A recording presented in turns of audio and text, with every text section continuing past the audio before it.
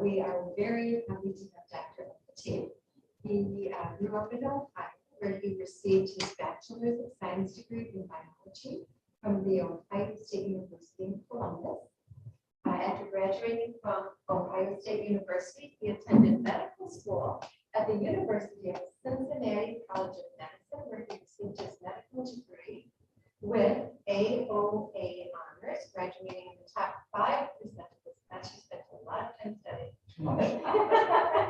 He then went on to complete his internal medicine residency at the prestigious Northwestern University here in Chicago.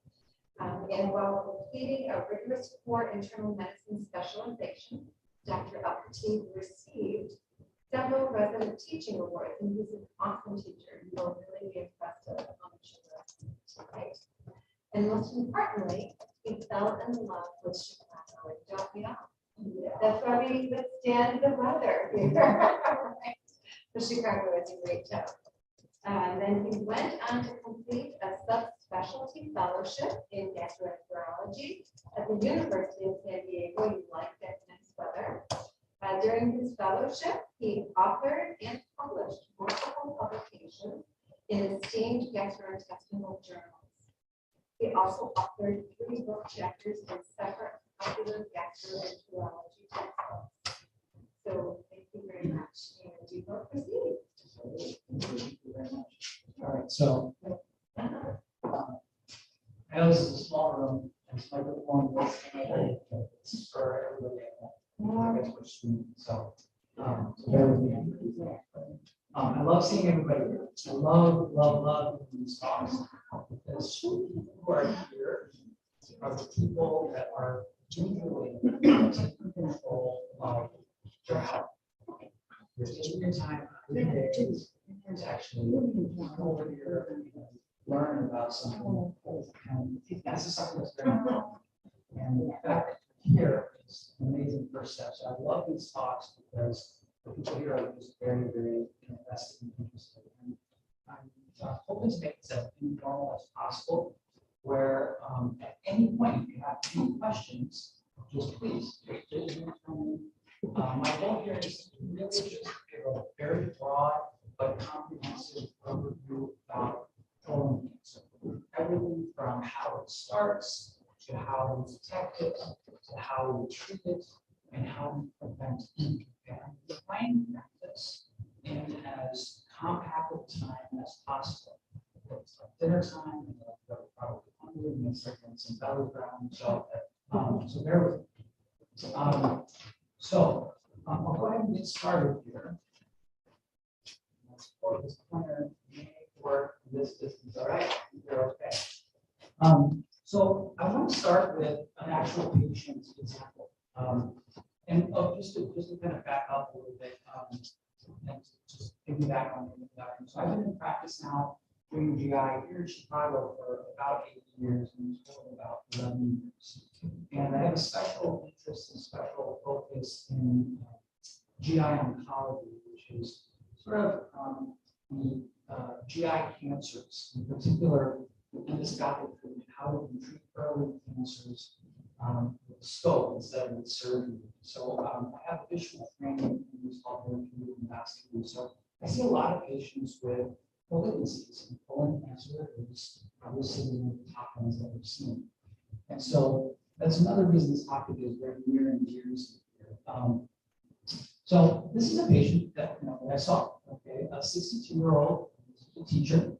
Who's an avid fisherman, pretty healthy guy overall. Got some high cholesterol, 2 kids. He's a really busy guy. A lot of stuff going on. He was, quote unquote, too healthy and too busy to see a doctor as a result. His annual physical, no real symptoms. He had some just basic blood work done with his primary care doctor. He had a little bit of iron deficiency anemia. So because of that iron deficiency anemia, his doctor sent him over to me, and we kind of talked a little bit. He doesn't have any family history of any colon cancer. He's never had any screening for colon cancer complications. And we went ahead and we did a rectal examination. We had a little bit of microscopic blood on rectal examination. So we decided to move forward with colonoscopy. And this is a picture from a colonoscopy. And I probably should have given a heads up, especially when kind of having interacted with these. There are sometimes some colon pictures here that may not be appetite, so I do apologize. But this is a picture of a colonoscopy. And in this colonoscopy, this is an example of what a colon tumor looked like to us when we stole. It's a mass from the colon, but the liver is in the blood. This is what this gentleman had on his colonoscopy. We took some biopsies of this and confirmed that this was cancer of the colon. The next step always is to see if this cancer was spreading. So we looked at scan. Unfortunately, there was some spots in the liver, cancer that spread into the liver. We underwent evaluation by surgeon, by oncologists. We actually did some really invasive surgeries. Part of his liver was cut out, part of his colon was resected, and received some chemotherapy. So we had a major life-changing event, a major life-changing diagnosis. And all of this really, in his life, over the meaning. This is a gentleman who's otherwise doing well. And always when I see patients in my office, I always wonder as well, what did this ever prevent? Is there something that we could have done to prevent this from actually being cancer, moving up late, moving up metastasizing? These are questions that are very, very important to us as a community, and that's part of the goal of what we're going to be talking about today. So let me just give you a little background about colon cancer. Okay, so this may seem redundant, and I apologize if you guys know this already, but the colon, when we talk about the gut or the intestine, we have sort of the small intestine, which is very foolish, and you have the colon, also known as the large intestine. And the large intestine or the colon's main role really is to produce stool. Okay, everything that you don't digest from the small intestine makes its way to the colon, and when it's in the colon, that's sort of your waste. And when your body works on reabsorbing water from that waste to form stool. And so that's the colon's main goal, is to form stool and to get it down towards the rectum so you can expel it and go back. And so part of this goal or part of this function is done through a combination of enzymes as well as some bacteria that are in our colons that kind of work on breakdown. But that's the main job of the colon.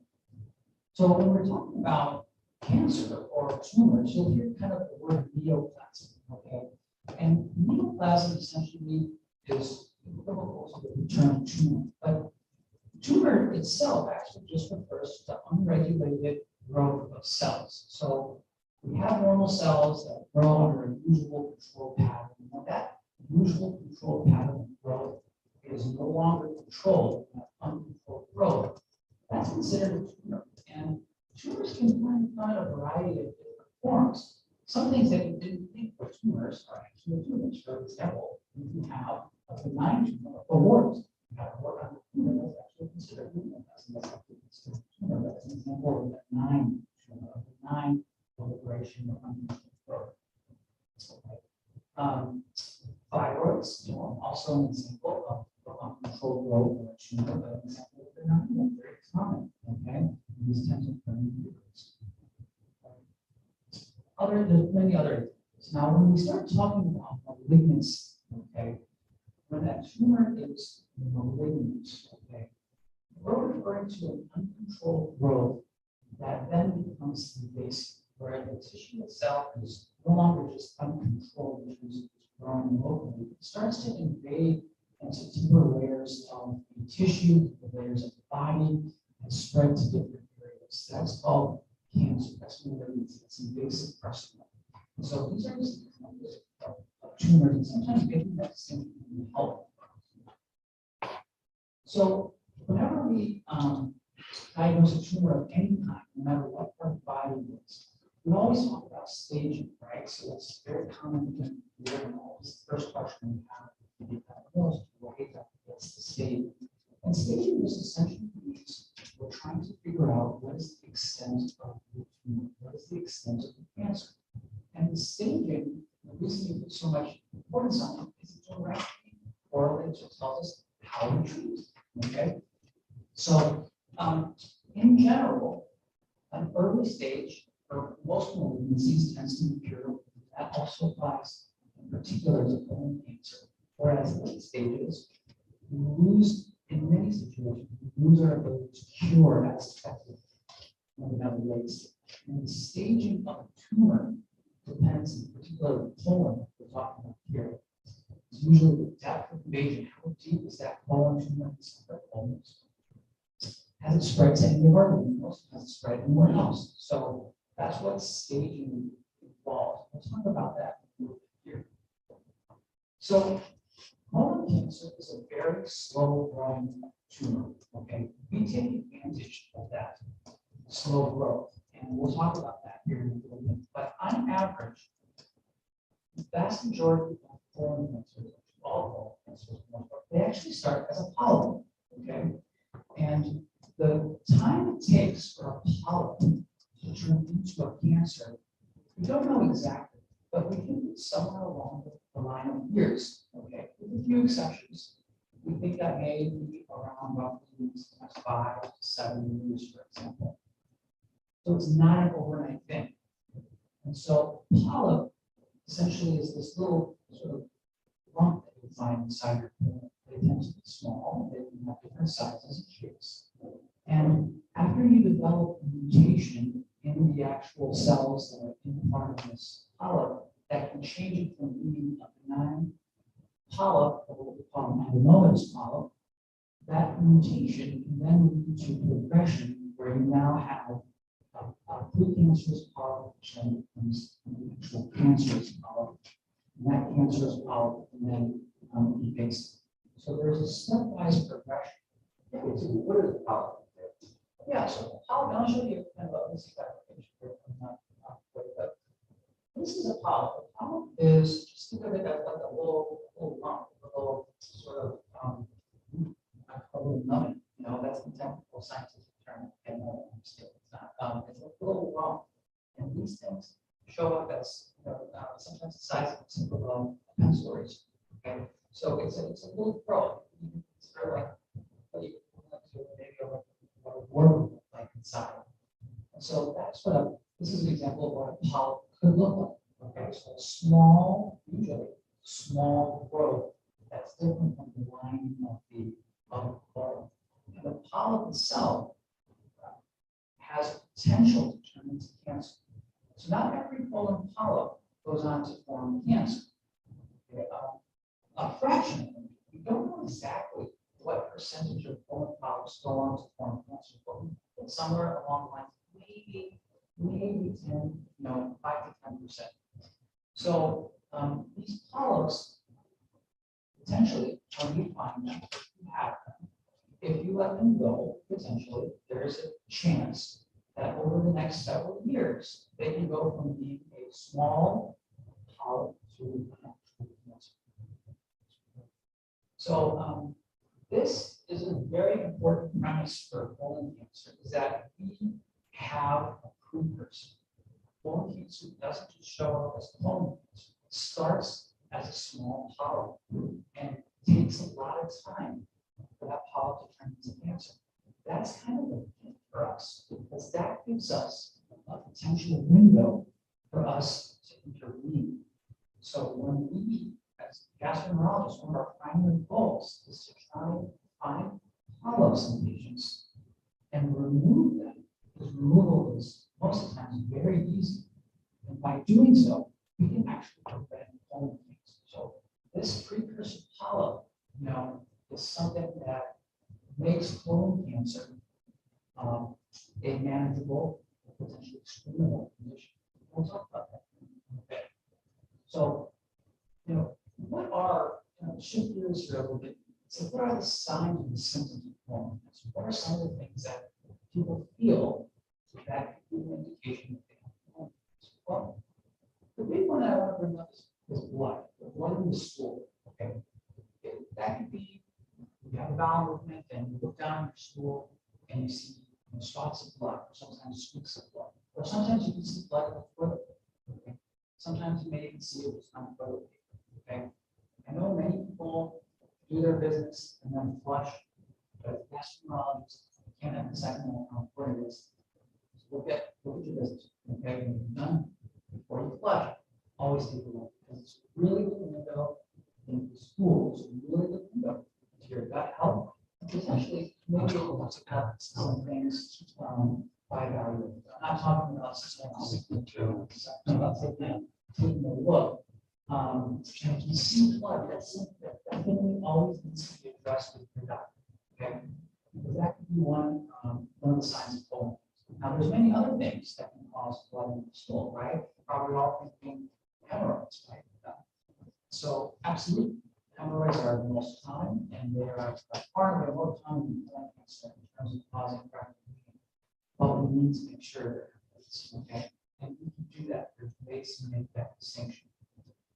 I get more worried about blood that's mixed in with the stool. So if you have the bowel movement and you see that there's blood mixed in, or you're actually seeing clots, I get a little bit more worried about that than if you're having a bowel movement and you see just a few drops of blood after the bowel movement or just on the toilet paper. That usually means more hemorrhoids. Again, you always got to make sure that is confirmed. You need to have it examined to confirm that that's hemorrhoids. So blood in the stool, always get checked out. Abdominal pain, that's very non-specific, right? If you have abdominal pain, it's a sign of colon cancer. Usually, if you're having belly pain from colon cancer, it's usually a sign of colon cancer relatively advanced. One thing is this new onset constipation. You're someone who's regular your whole life, moving the bowels all the time, and all of a sudden notice that, hey, you're now constipated, or your stool is coming out like ribbons and thin when it comes out.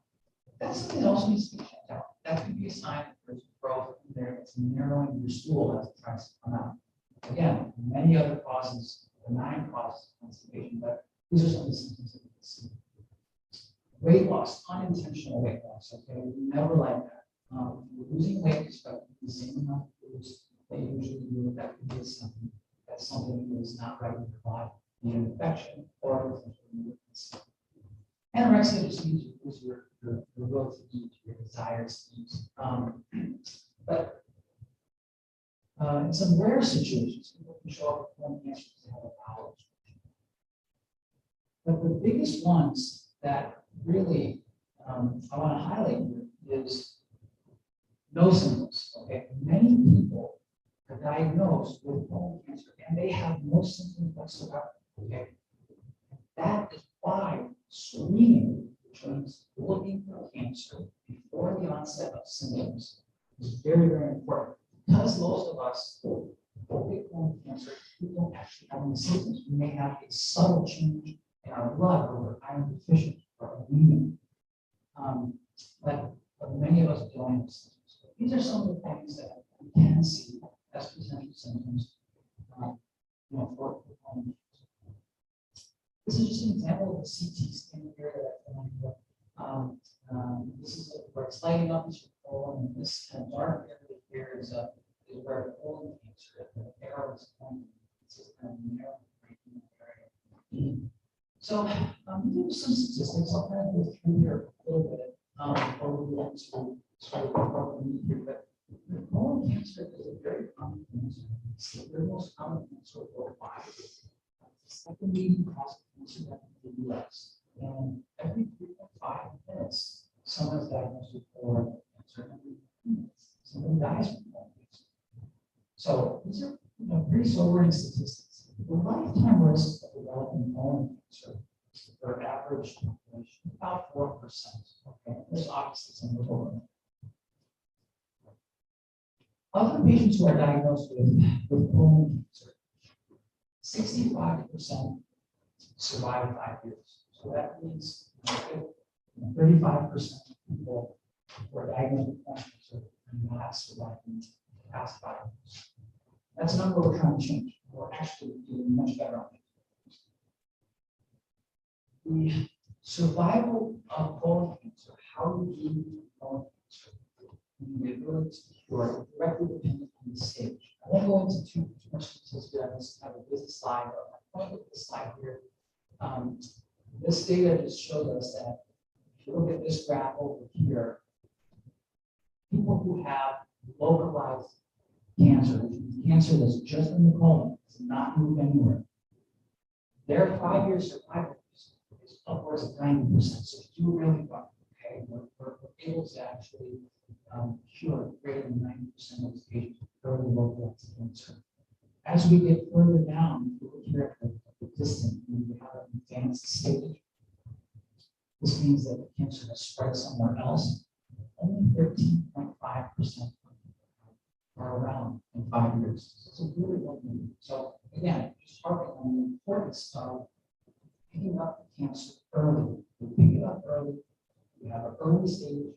We have much more treatment options overall, and then we know that our survival is so much better.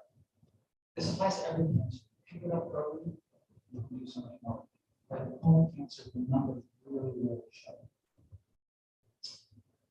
Over the past decade or so, there's been a kind of alarming rise in colorectal cancer in lung patients. Okay, so these are patients who are in their 30s. Back in the day, it had been sort of very uncommon or unheard of to pick up colon cancer in somebody in their 30s who doesn't have a family history of colon cancer. And because of this rising trend, we're seeing more and more colon cancer in younger patients. We are now screening our patients at a younger age. So,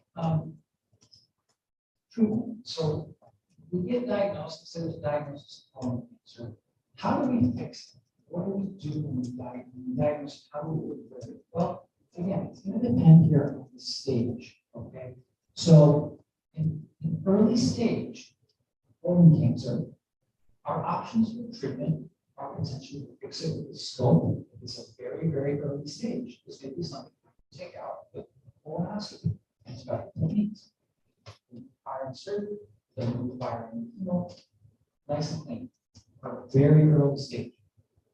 Most other early stages are cured with surgery. A stage 2 would also require surgery. So people who have more advanced disease where their lymph nodes are involved or potentially spread to other organs, those patients are being more than just surgery. They're usually going to need surgery and maybe chemo. Sometimes that chemotherapy is before surgery, sometimes it's after, sometimes it's both. And so these are some of the things that your doctors will talk to you about, in the setting of treatment colon cancer. It's a combination of research and radiation. Yeah, What is that? sorry, thank you. That means colonoscopy, so just a skull, essentially. Yeah, so that's just the term for colonoscopy. So a friend of mine had colonoscopy on polyps. The polyps, yeah, they were big. Now, if they were that, you would be able to take them out at that time, and then. Exactly. So if some of those, so when a polyp is identified on scope, for example, when they remove that polyp, they look to see if there's any cancer in there. If there's cancer in there, they can also tell the polyp is removed, all the cancer will be removed. So essentially, the friend would be have cancer in that polyp. That would be cured cancer. Okay? As long as it's completely removed, there's minus the polyp, that would be enough. Usually, we can push it. Yeah. So the types of surgeries that you get, just kind of looking at this, relatively in general. So were you saying that all polyps get removed then? So during the colonoscopy, any polyp that we find must come out. And that's what we do. So we're doing colonoscopy, we're hunting particularly for polyps. Of course, we're looking to make sure there's no cancer there, but we're also just as interested in finding polyps. And any polyp that we see, we remove it. We have different techniques how we can do it, depending on the size, but those all come out. And every polyp that we take out, we send to the lab, and then we take a look at it under the microscope, also it's there. So if you are being a surgeon with colon cancer, by the way, are there any colon cancer survivors here? Okay. So a big question that comes up is, well, what kind of surgery do I get? I have colon cancer, and it really depends on where the tumor is in your colon. If it's on the right side, It's on the left side, close to the rectum. The big question always comes up is documenting the back, colostomy back, or a surgery for the colon. And the answer is usually no, depending on where the colon is, what the tumor is. In general, the closer the tumor is towards your anus, okay, the lower it is in the rectum, the higher the chance it can land in the back. The vast majority of tumors that are above that area do not require a colostomy back. Okay? So essentially, the surgeon will just cut out usually the half of the colon that's involved in the tumor. The tumor on the right side of the colon, they're going to do what's called right, left, take out the right side of your colon. It's on the left, they'll do the left. Okay, and they'll reattach things, together wherever they're at. Okay, so the middle part of your colon is the camera colon, they'll reattach things over there. It's called the primary anastomosis. People who have part of the colon removed, be it half or a fraction, they most of the time do not notice any difference in their bowel movements. You're still able to perform stool, you're still able to have regular bowel movements, regular continence. If you have more than half of your colon removed, sometimes you develop reducer stools throughout, and going through. The vast majority of patients see no changes in bowel movements. So, let's move forward a little bit. This is as part of the assessment.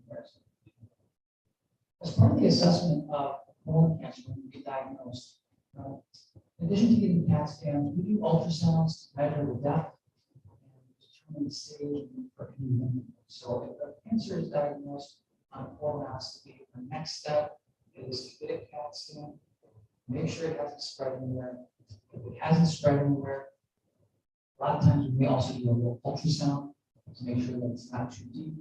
And that gives your treatment doctors all the information they need to figure out the best way to treat it.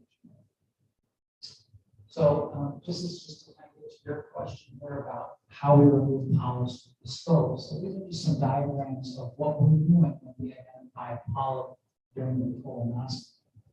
If you look over here, this is an example of a polyp, and it's like a little tree or a little broccoli. This is a polyp, and this is our scope. So when we identify these, we can actually use different tools. Like this example, we have a snare that's attached to cautery. We can actually grasp the polyp, the stalk, apply cautery, and cut out that polyp. And so we just kind of guillotine that polyp right here. We take that polyp out. So that's one example of how we can remove polyp. Depending on, if it's more of a flat polyp, we can do some injections to lift it up, and then let's see, snare, we have forceps, we have all sorts of different tools to remove polyps depending on their shape, their size, and their it's very effective. We become very good at removing polyps. So let's go into now, so why do we get colon cancer? What causes this? And what can we do to try and prevent this? Okay. So the short answer is, in terms of why do we get colon cancer? We don't completely know, right? We hear a lot with many cancers, but we think it's a combination of genetics. Okay, there's something in our genes, our DNA, that predisposes us to developing cancer, and potentially something in the environment that maybe switches that genetic predisposition on. So if you have the right combo, or the wrong combo, should I say, of genetic predisposition and something in the environment that triggers it, that's where colon cancer can come in. So let's talk about that.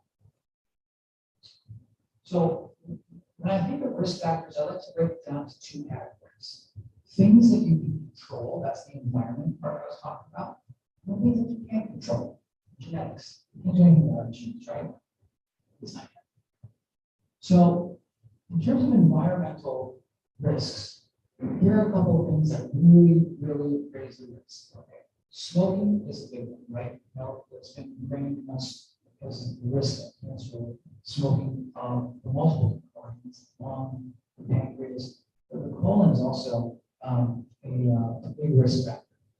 This relative risk means how strongly it increases your risk. Okay, and so relative risk of 1.2 means that you're probably at double the risk of someone who doesn't smoke. Excessive alcohol, right? So heavy alcohol consumption also lead to increased risk of colon cancer. They list risk in terms of grams. Nobody knows 45 grams of alcohol, and the ones for 10 grams of alcohol. And so it's really essentially what you do with 45 grams, essentially be anything more than sort of 2 glasses of wine, or if you're talking about a hard liquor, having more than one hard liquor per day on a consistent basis, that can really raise your risk. And combine that with alcohol, that's an additive risk. Obesity, right? So this is a big issue. As our rates have increased across the world, the risk of colon cancer has also come up with that. Obesity is probably playing a role in why our younger patients are developing colon cancer. And obesity seems to be more correlated with what's called temporal obesity, so obesity in the belly, rather than just overall obesity. But have a body mass that's greater than 20 pounds. So that really does increase your risk as well. Diet. Now, this always gets a lot of buzz, right? And there's a lot of interest in diet because this is something that we've neglected for many years and been sort of ill-informed on diet for many years. We're learning, knowing a lot more now of the effect of what we eat on our bodies, in particular colon cancer. We now have pretty convincing data that red meat, processed meats, and diet that's low in fiber can significantly increase the risk of inflammation in the colon. And that inflammation can go on to this risk of colon cancer. It's really fascinating stuff. They looked at the colons of people who just had one heavy burger, red meat meal versus patients who have been no red meat. Just even with one meal, you can see the difference in the level of inflammation on biopsies. So red meats are FDA and a lot of our other governmental agencies are coming out now telling us that a diet that's high in red meats, processed meats, I'll talk about what processed meats in a second. These are considered carcinogens. These are carcinogens. Unfortunately, this is a Western diet. Our Western diets are very heavy in meats, low in fibers, so fruits, veggies, and grains. And processed meat is probably the worst by far and away when it comes to cancer risk as well as inflammatory risk. And a processed meat essentially means any meat that something has been done to it, prior to consumption. So smoked, salted meat, cured meat, canned meat. Okay? These are all examples of processed meats. Now, some processed meats it's necessary and common for frozen. Okay? Things like that don't apply. What we're talking about are some of these guys over here. So your bacon, your hot dogs, your salami, these are likely here in terms of the World Health Organization classification, how bad it is. It puts these up as number one. Okay, and they're not even saying probably causes cancer. They're saying it can cause cancer. So it's a big deal. This stuff is delicious, right? Unfortunately. So that's one of the things that we have to work on with our diets. So it's very, very important. Age plays a role, right? Okay, along with wisdom, as we get older, so does the risk of colon cancer. Okay, so trade-off, right? About the age of 40 is when that risk really starts to rise, and then after the age of 50 is sort of the highest risk. So most of our patients were diagnosed with colon cancer, 90% are above the age of 50. And that age cutoff is why we picked historically age 50 to start screening for colon cancer. Race. Okay, so race plays a role. I'm not quite sure why. Some of it has to do with diets, differences in culture and diets. But the highest risk is African Americans, Hispanics, and then Asians are the lowest of in terms of the risk. We go by race. So race is really a difference in the predisposition for colon cancer. Now this is a big one. Okay, and we usually during these talks, a lot of people are here because they have family history of colon cancer. And they want to know what that means for them. Family history is a crucial risk factor for colon cancer. Having a family member who has colon cancer impacts you. So I always tell all my patients it's really important to know what the family members have.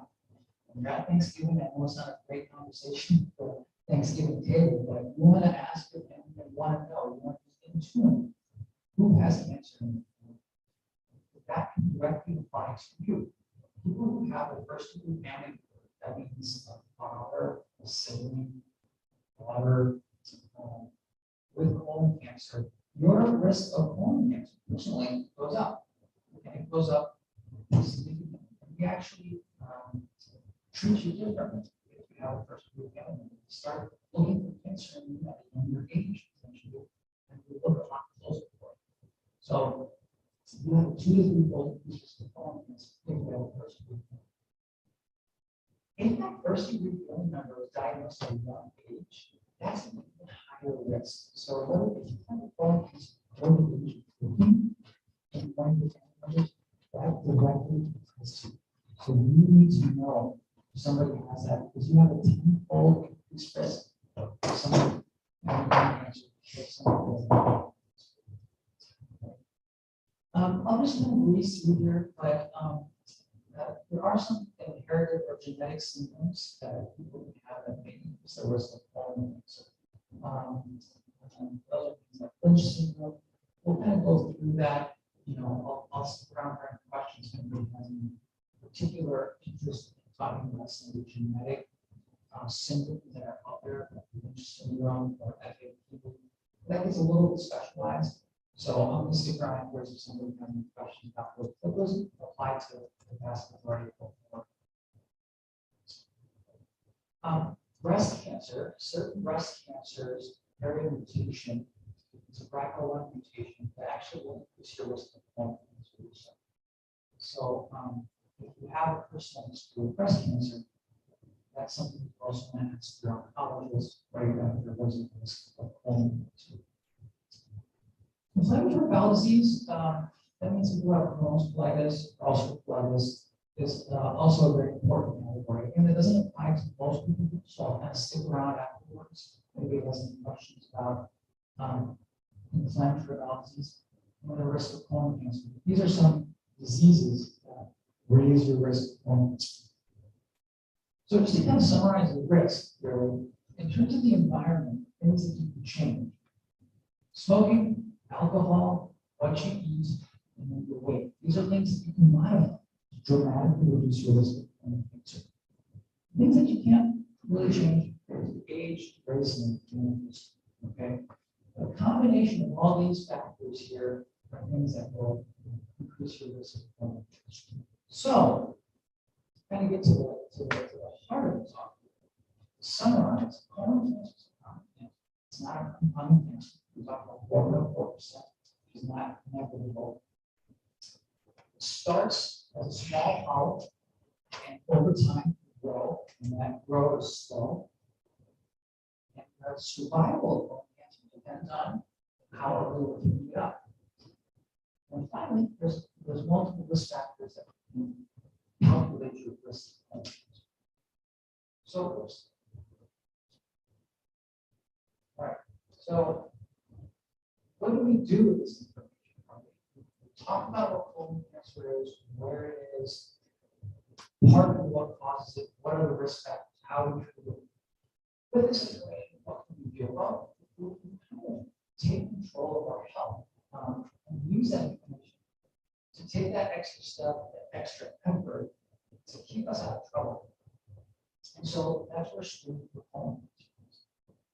So screening essentially means looking for cancer before it develops, before the developing symptoms. Okay, so that means you're feeling good, but you routinely will get some form of a test to look for cancer without having any symptoms.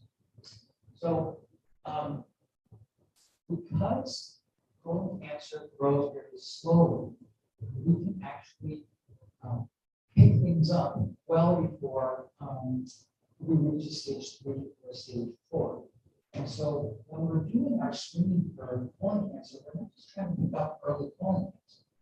We're actually trying to prevent colon cancer. And colon cancer screening, especially with colonoscopy, as I'll talk about here, is one of the few screens that actually is preventative of cancer rather than preventing death from cancer.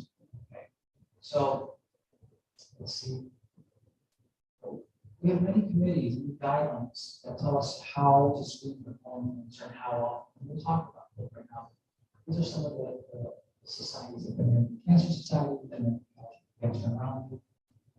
And the screening works. We've been looking at data for decades about the effect of screening to see if it's effective. Okay, and it really is. Since the 1980s, colon cancer incidence has declined almost 50%. And mortality, the rate of people dying from colon cancer has dropped by half. And that directly coincides with the development of effective screening tests. It's really in the 80s when we started doing more heavy colonoscopies and screening for colon cancer. And we've seen the difference it makes in colon cancer. So you have a question, well, I wanted to screen for colon cancer. So what are my options? What are the tests that we can do to screen for colon cancer? Here are your options, okay? And we'll just knock them all out, okay? So the first one, which I'm sure maybe a few of you have had here, is stool testing, okay? Where they actually test your stool. And there's or a few different types of this, okay? Essentially with the stool test, usually you'll get a kit that you take home and you will have a little collection for your stool. You have to take a little applicator, which is this, take a sample of the stool, then smear it on a card, such as this, and then usually sort of close it, and then that will then get processed at a lab. And what these stool tests do, depending on the kind, is you're either trying to pick up microscopic blood. That's one of our old tests. Where we look for this microscopic blood. And then it got a little bit more accurate, where it's called the fit testing, which looks for blood that is more specific to the colon, potentially more specific to tumors. But that's the premise of older generation blood testing on the stool, is to look for microscopic blood. Is it good? It's pretty good. Okay, and so it's 80% sort of accurate, if you will, for colon cancer. It's not very accurate for polyps, but it's not bad for colon cancer. 80% isn't perfect, obviously, but it's not perfect. One of the new kids on the block is Aurora, which is a stool DNA test. I don't know if anybody's familiar with it. You have seen commercials or the ads. So this guy kind of hit the market maybe about 5-6 years ago, a little more mainstream. Essentially, the difference here is that this picks up DNA, cancer DNA, rather than blood.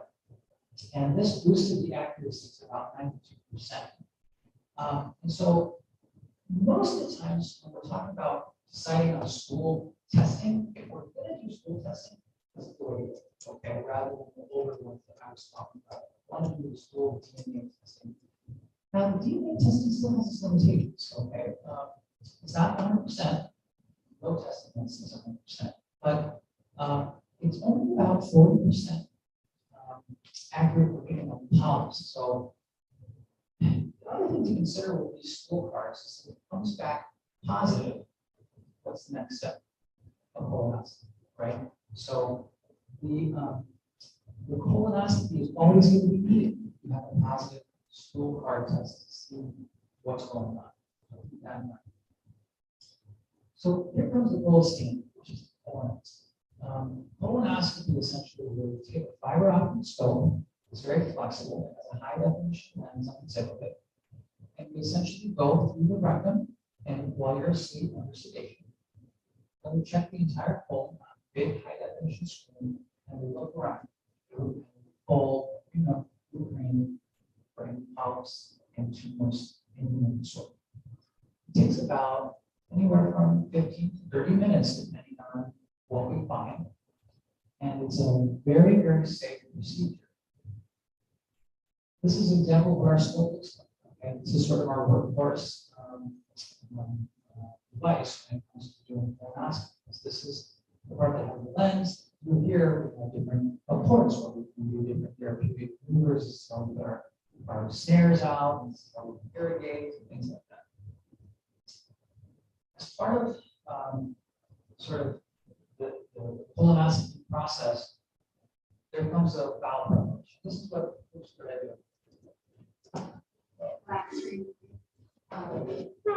It's like the Oscars. I don't think it was you. I think it was us. Right, well, Keep going and I'll try and figure it out. so this is the reason colonoscopies have a bad rap is crap. Can you show me something? We have colonoscopy. Oh, great. Okay, fantastic. So almost everybody, vast majority. So you guys can probably attest to it. Was bowel prep is not fun. Okay, the bowel prep is a necessary tool for colonoscopy. And the reason is we cannot see if there is stool or debris inside the colon. So we do a purge, a cleanse, get rid of anything out. And that's going to make you go to the bathroom. The bowel preparations have evolved over the years. We used to, and in some places we still do, a gallon of liter, called go lightly, where we essentially just flush you out, you have to chug the whole thing. Really rough, a lot of volume, patients get a little bit hurt from that. Now we've developed many low volume bowel preparations, which can be the size of just sometimes 2 64-ounce bottles of daily. And now we have lower volume. More recently, there is a pill, a multiple dose that's sort of in process, getting validated, been approved, but so the bowel prep has gotten easier. Okay, but it's still never fun. It does make you go to the bathroom, but it's essential. Some people like the purge, they like the fact that you down and start from front. That's the only aspect of colonoscopy program you out. That gets done the day before, the day of the procedure. You go into wherever you get your procedure done, you meet the nurses, you meet the anesthetists or anesthesiologists or the physician administration, and then you see those. That's the time. The next step after we have a colonoscopy, in terms of screening, really depends on what we find. One of the nice things about colonoscopies for colon cancer is that if it's normal, or family history, you don't have to do anything. Okay? Unlike breast cancer or prostate cancer or other cancers where it's really screening, colonoscopy. Good.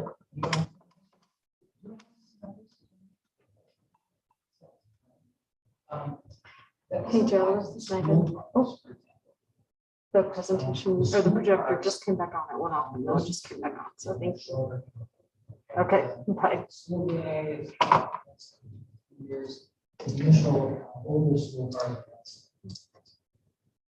So, let's see if we got PowerPoint. Yes. But no, Back back at the beginning. We're towards the end, I know that. Cologuard, right? Yeah.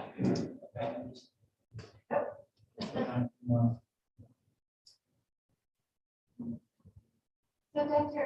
Elkhatib, I think there's something about Cologuard that, are we recommending it now, or are we just recommending colonoscopy? I think there's something to the effect that, with Cologuard, and if it comes out positive, then you have a different type of colonoscopy, diagnostic colonoscopy. Yeah, so that's a very good point. So, one of the things that happens, so as you know, colonoscopies for colon cancer screening, they're actually high insurance and CMS, they're covered in that 100%. It's a screening test. If you get a stool card and come back positive, you have to get a colonoscopy afterwards. It's no longer considered a screening test. It now becomes just called a diagnostic colonoscopy.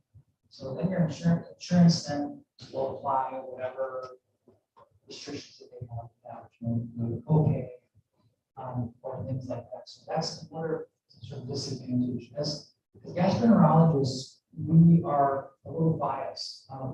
We know how effective colonoscopies are. We know how superior they are to other screening modalities. That we're very biased, and that's always people. In addition to, it's a one-stop shop. Go in there, see if there's an answer, pick up policy, must do something about it there, and then you're done.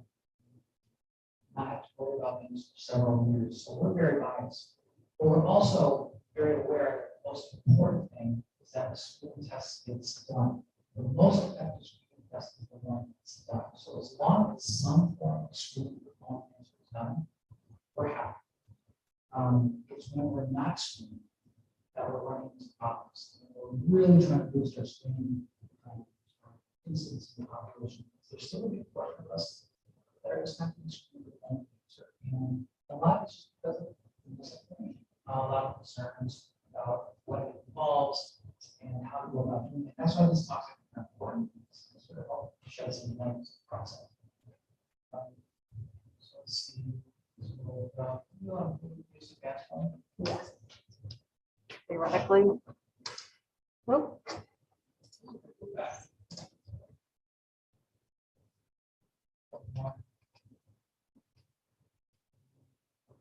So, we're not going to work now, right? Yeah. Go ahead. Oh, it's working. Okay, perfect. So we talked about the bowel preparation, we talked about the procedure. And then we also talked about the advantages of colonoscopy. Unfortunately, I had some videos for you guys here, but because I had to switch it over to a USB videos, I just want to show you an example of what colonoscopy looks like and this happening. So, you know, you will have to practice that. Sorry about that. These are just some pictures, again, examples of what polyps can look like when we're doing colonoscopy. These are things we identify. People sometimes have more than one polyp, a lot of times they have more than one polyp. And these are high definition vision under colonoscopy that we can see the breast. Shapes, sizes, some can be really funky looking, some can be very boring. Again, we have different tools, forceps, snares, and actually remove polyps. Again, this is a video I had as an example. Unfortunately, it's not. But for anybody who's used it, also it's PowerPoint, which has actual videos. Okay, so this is just again examples.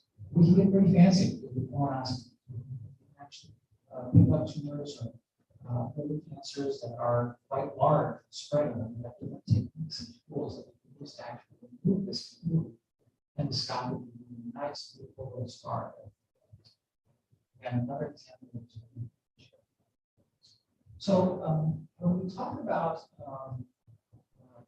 colonoscopies and screening for colon cancer, after you get the first one done, how often do you need to repeat, right?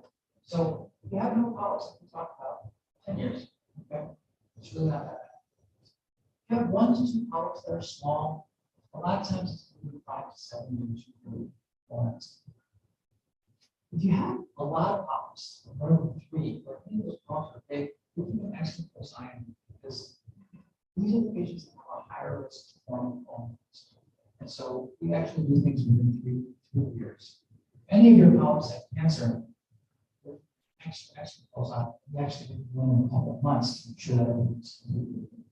So the frequency in which we look at your colon depends on all the time. But in a big chunk of patients, have no polyps, 10 years is good. And this is not unlike some people who have family history. If you have a family history or any risk factor for colon cancer, like genetics wise, we're going to watch you. One of the other examples of a screening test is a virtual colonoscopy. This is sort of we got really excited about it when it first came out. People got very excited about it when it first came out. And it's sort of kind of fallen off. But essentially, it's using a CT scan instead of a colonoscopy, trying to get the 3D reconstruction of the colon to look for polyps. It's, it's neat, but the problem is you still need a bowel prep. You get radiation when you get this done. So, CT, one CT scan is equal to 100 X-rays in terms of radiation exposure. And then again, it's just not as good for some of the smaller polyps, and it's kind of having difficulty discerning some polyps from, from stool in certain situations. So it's still available, for example, people who can't get colonoscopy, maybe a critical reason or something, but it's just not used very often right now. So few centers offer that. Where are we going in terms of screening? Well, there's a lot of interest in just trying to find a good, straightforward, good old-fashioned blood test. We've been looking for one for years. To date, we haven't found a good, accurate blood test that will detect colon cancer. There's active testing trying to identify things in the We may, at some point, have them, as we get better. There are pill cans, these little pill cans that you swallow, and little video cameras, which you swallow, and it goes through the intestine. We use it all the time for the small bowel, but they have some now for the colon as well. And carry up over the quarter after you swallow that pill, and then give us the report usually the next day in the morning we know of your colon on that pill that went through. So there's some interest in that. It's still not mainstream. It's still not widely available. But again, if any of these are positive, follow this class. So what can you do, to help reduce your risk? First and foremost, if you haven't done it already, talk to your relatives, figure out who has cancer, what kind, how old. That's important information for your doctor. Usually the primary care doctor should be sitting down and dealing with your red flags, sometimes we talk about this. If anybody has any of those, or know anybody who has any of those, especially that iron deficiency, that anemia, low blood count, blood in the stool, please talk to your doctor.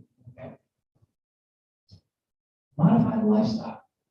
Keep up the smoking, lose the belly fat, cut out the processed meat, increase physical activity. You can actually end up with a 24% reduction of your risk of colon cancer, which is not bad at all. Some people always ask the question, what about aspirin? Aspirin seems to sort of cure all. Aspirin a day is going to keep the GI doctor away. And, it's not anything that we recommend. I found it particularly effective for the average risk patient with more family history and GI polyps to take aspirin daily. But there is a role of its usage in patients who have multiple polyps in the past. The problem with aspirin is there's always a risk of you have to be taking them for a long time to see that. Calcium, vitamin D. Initially, there was some thought that there might be some benefit in risk reduction that hasn't really been done. The most important thing you guys can do to take control of your colon cancer risk is to just screen. I can't emphasize the importance of it. Talk to your doctor. Go over what the options of screening. Decide how you want to proceed. And there's different ways to go about doing this. You can go directly sometimes to the primary care physician, or you can go directly to the gastroenterologist. Depending on how your insurance works, you can go to the referrals. A lot of centers have direct access to colonoscopy as well, where you can just essentially get set up for a colonoscopy directly by calling that institution. There's many ways to be very easy to get screened. But that is the most important thing you can do, regardless of which screening test you choose. Just pick one. Okay? That's all that matters. That really will work good. One of the things that I find really satisfying is when we find patients that end up having colon cancer. A lot of times this impacts the entire family. When we're picking up colon cancer in a patient, ensuring that we have a discussion with the whole family that has their kids. Excluding the entire family and not polyps at a younger age for patients with family members with colon cancer. It's actually very gratifying to see how we're keeping these patients out of the other world, out of trouble, out of polyps. A lot of that. I want to pause there. I rattled off for a while. me see what questions, anything that's talked about colon cancer, about risk factors, about treatments, what can I answer? Question. Yeah. What's the difference between the polyp tumor? Well, the polyp is actually a form of tumor. It's a form of tumor. It's just unproliferated growth. It's uncontrolled growth. When the tumor starts to invade and spread, that's the cancer. So it's going to be like larger than polyp generally. Oh, technically, we tend to observe the tumor for larger polyps, but technically, polyp is a tumor. But the doctor won't refer to your polyp as a tumor. It's a very large polyp. Mass or a tumor. That would be actually more dangerous. Yes. Yeah, I didn't talk too much about that. The bigger the polyp, the higher the likelihood it is to harbor cancer or turn into cancer, because that means it's growing. Other question. Now, if a person goes in for a colonoscopy, normally there's some data. Is there any reason that the patient should be awake? Absolutely, absolutely. I mean, I do unsedated colonoscopies on a group basis. A lot of times, my colleagues at work, they don't have to get off work, so they'll do the colonoscopy unsedated. One of my partners just had to do this colonoscopy. We didn't want to get sedation, so it can be done without sedation. I don't know. Sedation is effective, safe, and we want this to be a comfortable experience. We don't want it to be something nerve-wracking. We don't want it to be something I'm not doing that again. It's really, we want you to see how comfortable and safe it is. So it's more comfortable for the patient. Today, I think so. I mean, I used to do scopes at the VA and San Diego, and our vets are just they're a different stock, and a lot of them just wouldn't want sedation. And we're having conversations through the whole procedure and talking shop. So it varies from person to person, but in general, it's not. There is some discomfort associated with unsedated colonoscopy. So in my opinion, as long as there's no health risk to their anesthesia, sedation. The type of sedation we use is our conscious sedation most of the time. It's quick on, quick off. That sedation can be very surgery. It's usually either propofol or some other set where you're going to turn it on, you're sleeping in a few seconds, turn it off, or wait a few seconds. There's rare situations in which you have lung issues where we have to get intubation functional anesthesia for surgery. This is a conscious sedation, moderate stage. All the time. All the time. Yeah. Two questions. First one is, how do you know the difference between an gastric ulcer leading to a cold blood versus, thing like? Yeah, that's a great question. And no, we don't. We can't. So sometimes if a patient is showing up with blood in the stool, we don't know that that's necessarily colon cancer. So a lot of times we may also check their stomach. So we'll talk to that patient and say, hey, are you having belly pain? Do you also need an Advil or having risk factors for an ulcer? And a lot of times we may end up storing their stomach. Another example, we do a colonoscopy that looks normal and we don't have an explanation for that, but we'll then also check the top one. The other question is my son-in-law, he's 44, he was diagnosed with, he had 3 cancer polyps. He did not go back. He went to fail, and he just got out, and that's why I come here. So I'm gonna encourage him to get something done because he has stage 2 or and he knows their stomach. And then in addition to that question, so that if he goes in for another colonoscopy, will they see those 3 places they took that polyp and regrew? Yeah, I mean, definitely what they usually the ideal approach would be to have a report of what that first one has to show, so we know exactly where the polyps were. Sometimes when the person doing the procedure, when we take out, and if I take out a polyp I'm concerned about, I would actually do the work there. Okay, so that when we go back in the future, we know exactly where this was. My son-in-law's father died from colon cancer in his 40s. At what age should my son-in-law start screening, even his 20s? Okay. Yeah, really good question. And I wish I talked about that a little more. I'm glad you brought that up. And so if you have a person in family member with colon cancer, you're going to want to go 10 years before that person was diagnosed. For example, if a family member was diagnosed at age 40, then the screening should start for that person's son at age 30. Okay, and that's really important. So if it was 45, it would be 35, and then he should be getting screened every 5 years, unless he has polyps and even sooner. Those patients should definitely not be getting the stool cards or any of the other screening tests. They do the best that they do the best. Because those are the patients that have the highest risk. So thanks for asking. I wish I brought that up. So just to clarify, so you said he died at 40? Who was that? In his 40s, yes. Okay, so really diagnosis would have been before that, right? Yeah, yeah. So maybe we should do it now. Yeah, I would do it now. I mean, because, the diagnosis is the point where we're more interested in not when they were treated in the past. 10 years from when they were diagnosed. Sometimes we don't know that exactly. Sometimes they get diagnosed at the time of their lines, unfortunately.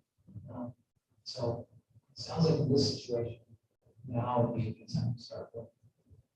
Would you say that polyps tend to go back? So if you have a polyp, you are at higher risk of developing additional polyps. So that particular polyp should not grow back unless it was once a polyp can removed completely, it doesn't need to grow back in the same place. But people who have polyps, that automatically goes the same way. Okay, you're a polyp form, your body is more prone to polyps. We watch you closely. That's why those surveillance numbers are a little bit sooner. So I have polyps. And then when you're talking about station, all or nothing, will you have one and give this tape, or is it supposed to be used in the next office? Like, I just we can talk and have a discussion with the anesthesiologist or the person's today. You can say what you want. I just want, our goal is to be a lot of patients think that the goal has to be that we knock out and do this. Our goal is for you to be comfortable. And the vast majority of the time, that means you're going to be asleep. But a lot of times we'll have discussions with patients. Say, you know what, I just want something to take exactly like you said, just to take the edge off. Which just means you give a little bit lighter sedation during the procedure. The patient wants some more. and as far as the taking edge of the part, you need more just offerings, or maybe you wouldn't hurt necessarily, it's just, it would just be offerings, basically. It feels like a little pressure. Okay, there's times where we're making turns, the point we have to inflate the air. That gives you a bloated sensation. Yeah. And sometimes there are some areas you can feel like a little bit of pressure. So that's where that edge is sitting on. Procedure in your office or hospital? Yeah, thanks for asking. Both. Okay, so we offer colonoscopies at the hospital, for example, over at Christ. We have phenomenal outpatient with brand new equipment, cutting edge offshore use, fully staffed institute. And so it's it's nice. You don't have to go to the hospital for this. So that's one place where these procedures are done. Most of my complicated procedures, for example, doing a big resect removal, I'll do it over, for example, the Occult Center at Price. And then also there are also the office, for example. There are other patients. So then we see you first, and then come back for the colonoscopy. Not necessarily. So it really depends on some patients' preference as well as the kind of their preference. But we have the ability for sort of direct access. For example, if you just call the office and your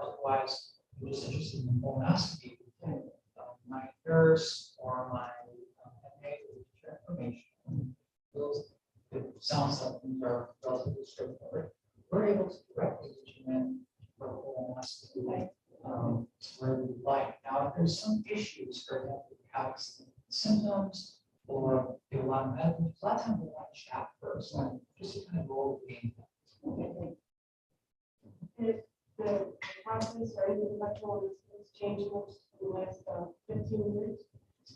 Well, we've gotten better equipment, one, so our scopes are much higher definition. So we're much better at picking up smaller polyps, smaller lesions in the colon. Our ability to remove polyps has also improved. We're now doing additional training in advanced endoscopy therapeutics, where we can actually use different techniques to remove polyps, which we used to send to surgery. So back, just not too long ago, if you had a polyp of a certain size, doesn't matter if it was pre, if it was cancerous or not, you have to go to a surgeon to get it removed. And nowadays, that's not the case. And that's part of how I look at practice. It doesn't matter the size, as long as it's not invading, you can remove a polyp that's 4 centimeters using advanced techniques. And so the size of the polyp is no longer an automatic need to go to the surgeon and that's back in the day. Okay. You just need to be able to find international gastroenterologist that is comfortable with make large polyps. Right. Any questions? Helpful that